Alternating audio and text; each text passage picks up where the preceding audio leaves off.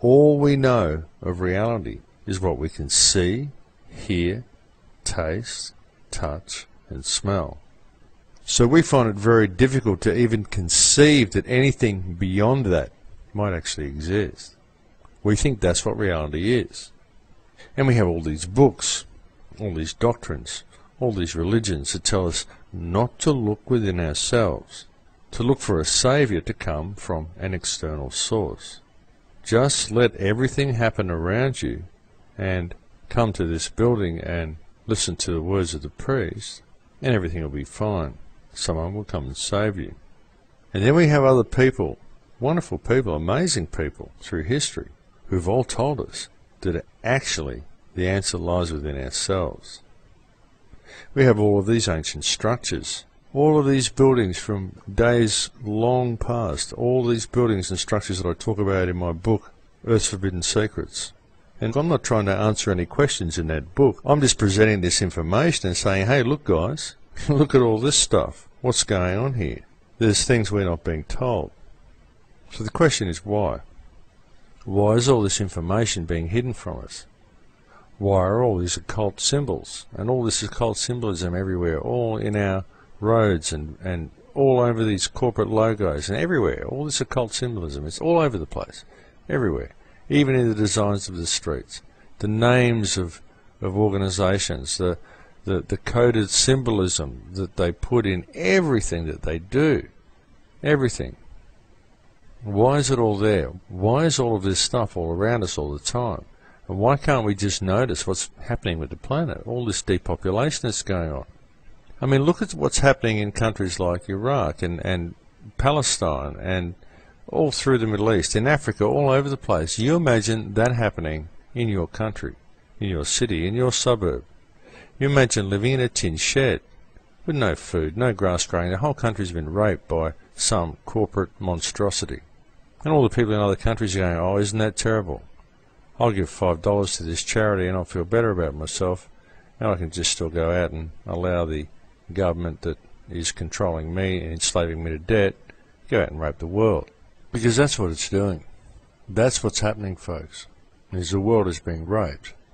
Now when you understand that the consciousness that you experience is not local to your body, the body you're walking around in is simply a biological computer, and you're simply downloading one frequency from the surrounding field.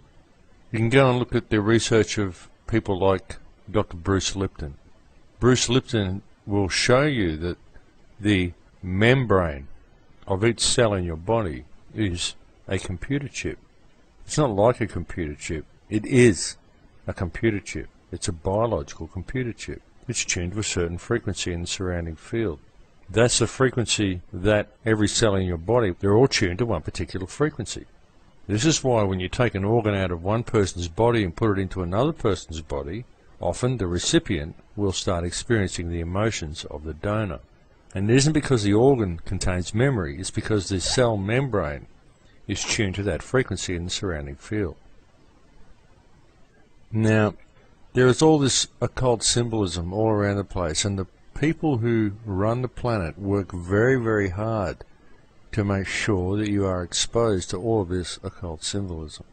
A lot of this occult symbolism, your participation in these occult ceremonies that you are all participating in, which, I mean, even the handing over of money. Money is a talisman. It's a talisman for control. And you do all of these money rituals all the time when you're handing over money to people, when you're buying things. There's all these things in place which have this consciousness that we're all part of, this singularity of consciousness that is all of us. It's kept divided.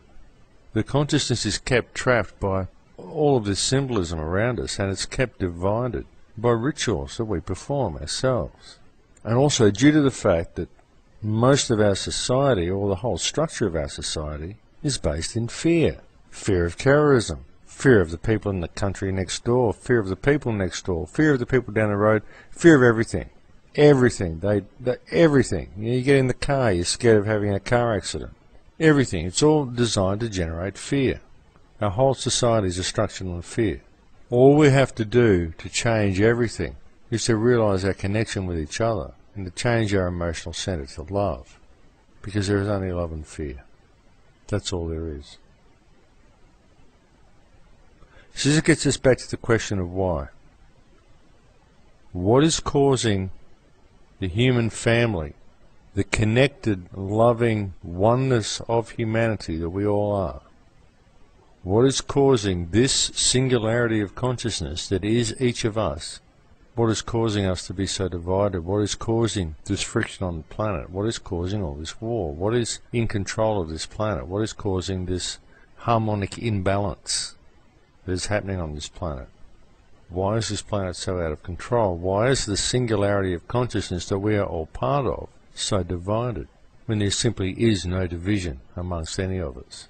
When we are all each other, when we are all the same, why is the world in the state it's in? Now when you look a little deeper at all of this, you look at the chemtrails, you look at the food toxins, the biological agents that are being used to kill plant life, Terminator seeds being created by companies like Monsanto, the genetically modified food that is genetically modifying the human race. All of this stuff, everything. There is so much stuff going on. The entire human race is basically under attack. Just look at the situation. We've got Africa's almost gone. The people in Africa, Africa's a mess. The country's been almost stripped bare. Mines all over the place. The population has been absolutely devastated. Now we're doing the same thing to the Middle East.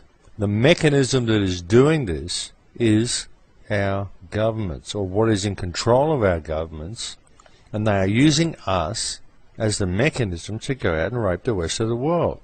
The whole British Empire thing that's come out of the British Empire, and trust me folks, America is run by the British Empire. I don't think that it isn't, because it is. It always has been. It was never really independent. They just gave America the illusion of independence so that they could get you to build this huge big army so you could go out and rape the rest of the world. But it's not America doing it, it's all being run out of Europe, the whole thing. But why? Why? Because they're doing damage to themselves as well with the chemtrails. What they're doing to the planet, no one can benefit from this. Not one part of the human race can benefit by what is happening to this planet. Sure, we need to look after the environment. But the concept of things like global warming, this is complete rubbish, folks. The concept of man-made global warming is a complete myth. So who's in charge here? What is going on this planet? The world's just getting worse and worse and worse, because no one's dealing with the problem. Everyone's waiting to be saved by the Messiah coming back, or aliens coming and saving them, or 2012, the world's going to change in 2012, so I don't have to do anything, or whatever. What people are failing to understand is that we are in a position of change. We are in a transitionary period. And this is just a simple part of the rotational mechanism of this galaxy. We are at a specific point in the galaxy where the Schumann cavity resonance is rising. It hasn't done so for at least 13,000 odd years, possibly longer. There are changes happening to this planet. This is a lot of what the Mayan calendar is all about. The Mayan calendar is basically to signify change. It doesn't necessarily mean the end of the world, it just means change. And this change depends on what this consciousness does, on what this consciousness is focused on. And at the moment, when you understand the true nature of emotion, when you understand there are only two base emotions, and all other emotions stem from those two emotions, and that these two emotions are love and fear, those are two polarities. When you understand that, then you see that where this consciousness is focused at the moment in the world, the consciousness is focused in fear. Look at the world. It's focused in fear. Now, look at what's happening all around the world, all the things that I've spoken of, all the atrocities that are happening in Afghanistan and Iraq and all of these places. Africa, even in our own countries. Look at the oppression that we're suffering from our own governments. Look at what's happening in America. Look at the police violence in America. The actions of the government in controlling food and all the genetically modified food and all the things that are going on that are keeping this consciousness locked in this state of apathy. Because that's what all these toxins do. Now, why aren't we doing anything about this, folks? What is stopping us fixing the problem and saying, hey, this is all really badly managed and we want to change it. We want to do what's right for humanity and for the planet and for everybody else. And we don't want to see all these wars. We want to see the whole world getting along like all the people of every country want to do. Why isn't that happening? What is stopping us standing up and saying that and instituting government in all of our countries that will simply get along with each other? What's stopping us is fear. We don't think we have the power to affect change. Oh, what can we do? It's people at the top, the masters, the bosses. They know what's going on. There's nothing I can do. I'm just a little person. But hang on, guys, that person in the White House, that person in number 10 Downing Street, that person in whatever your parliamentary building is in whatever country, that person is just a person, the same as you, the same as me. We are all the same.